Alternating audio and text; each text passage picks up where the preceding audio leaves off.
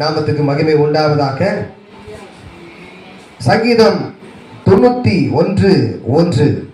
உன்னதமானவரின் மறைவில் இருக்கிறவன் சர்வ வல்லவருடைய நிழலில் தங்குவான். அல்லேலூயா. இந்த வசனம் நமக்கு தெளிவான ஒரு பாதுகாப்பை காண்பிக்கிறது. நல்லா கவனிங்க. இந்த வசனம் நமக்கு ஒரு பெரிய ஒரு ப்ரொடெக்ஷனை கொடுக்குது.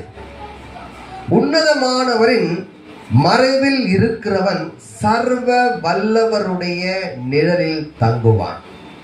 இன்னைக்கு இந்த பூமியில நாம ஒரு பாதுகாப்பாய் வாழ வேண்டும் என்று சொன்னால் சர்வ வல்லவருடைய நிழல் நமக்கு தேவைப்படுகிறது.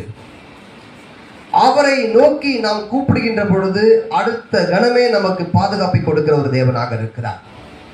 இந்த பூமியிலே நாம் எந்த ஒரு பிரச்சனை இல்லாமல் நித்திய மகிழ்ச்சியோடு வாழ வேண்டும் என்று சொன்னால் சர்வ வல்லவருடைய பாதுகாப்பு நமக்கு தேவை.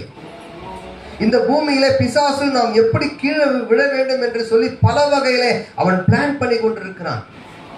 அவனுடைய பிளான்ல இருந்து நம்ம பாதுகாக்கப்பட வேண்டும் என்று சொன்னால் சர்வ வல்லவருடைய பாதுகாப்பு நமக்கு தேவைப்படுகிறது.